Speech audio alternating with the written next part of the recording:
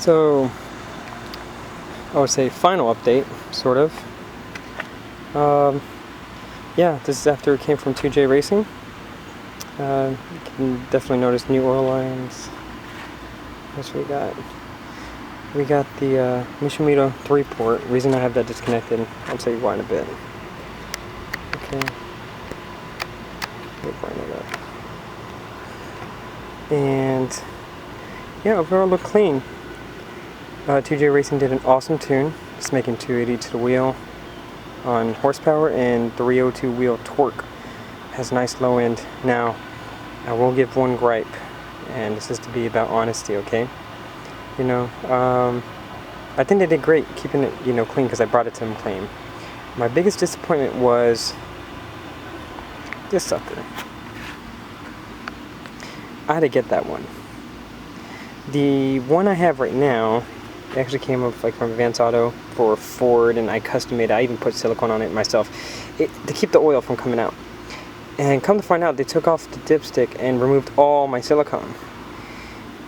So I wasn't even really boosting hard at all whatsoever on the way from Atlanta to Brunswick. That's about a 5-hour drive. And I stopped once, and this whole thing was covered with oil. All of this, because it was coming out of that dipstick. I ran into some gentleman there who actually had a B15 turboed by 2J, and he told me the exact same thing. And what he did, he made an aluminum one of these. And I wrote an email back to 2J asking him, like, you know what? Why don't you guys go in just to making, you know, billet aluminum these? Because we know with turbo and the heat, it destroys the plastic. The handle's way too short. You can see this handle's way longer, and I created my own custom heat shield just to even like go for it. Other than that, I love the blanket. The blanket did get a little bit damaged because it was rubbing on this. I hammered it back out, so now it clears it just fine without even touching it. It will touch the turbo cool side first before it touches the hot side, forcing it to lift up. Other than that, I was making note. I was like, they use zip ties instead of, you know, the OEM clamps, so that's why that one's gone, that one's gone. Essentially, I had to remove the whole valve cover to reseal it, because I was like, why am I leaking oil? And I thought it was a dipstick, and then I noticed oil on this corner of the valve cover. Okay, so I took it all back out, and that's probably my other biggest thing. It was just like, hey guys, he did tell me it wasn't leaking oil. He just told me about the dipstick, so I was aware of that, but not this. So I had to take this all back apart to get that fixed. So that was somewhat of a little concern. They did change my blow-off valve, or no, excuse me, my wastegate. We have a newer one down there. I'm still waiting for the other one to get returned back, but other than that, they did good boost. They installed my, let's keep that right there. Okay, that's my 3-turn. I'm going to get a clamp for that just to make sure it does not move whatsoever, because that 3 turns is at 11 pounds. And he specifically told me that it was the wheel torque to be concerned about, not the PSI, and I'm at 302 on a stock internals. So we'll see about that. I kind of wish I would have built it up while I had this all apart, but I mean, yeah. They did put in a new 2.5-inch mid pipe, even though I had one. They decided to just put a whole new one. It would have been easier, less waste of time to fix the other one.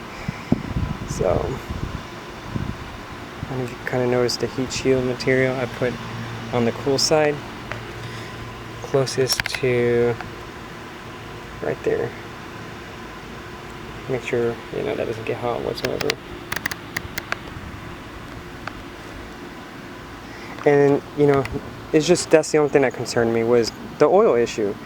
I'm like, hey, you're gonna, you know, they so-called fixed it, but then I don't think they had enough time with it to validate it, because they repaired this brake line over here. Excuse the dirty wheel. You know, safety issues. Well, to me, oil, that's a safety issue. So, 2J, please, I know you're great at creating stuff. Let's make replacement handles for this sucker here, because I have this on right now, this one, but I know within an undue amount of time it will brittle, crack up, and be destroyed. So if we can make an aluminum handle for this, a direct replacement, that'd be phenomenal. Other than that, yeah, to replace my my lines here, and yeah, gave me that, so awesome. Got some cool stickers from them too, you know. Yeah, and I trust in them, you know, because I've seen all the work they've done. It was just that was the only part that disappointed me, with the oil leak. So I had to take the dipstick back out. I had to re-silicone the bottom, and Joe and guys at 2J, if you're watching this, the reason why it was like that, because the thing is, this, you know, it's manufactured where it would be closer to the right, but since it's been to the left due to the downpipe being there, that O-ring by itself will not fully seal. So as an extra measure, what I do, I add silicone. You know, I know it looked kind of weird and stuff. They did clean up the back. I know we can't see the back too much, but you know, I had a whole bunch of wires and stuff, and let me bring it back up. And yeah, I'm just gonna put my OEM clamps. That's plastic nozzle, by the way. It was such a pain, but other than that, the other hoses are good. You know, I like how it kind of kept it clean. So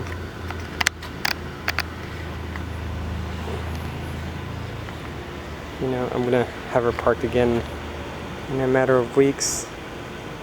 And yeah, I've been getting compliments on it. I gotta take off this plastic dip and repaint that bottom down there. This is actually painted. The bottom lip is actually painted. I just put plastic dip to protect it because I couldn't have a guy come out to protect it yet, and I will eventually. So, yep.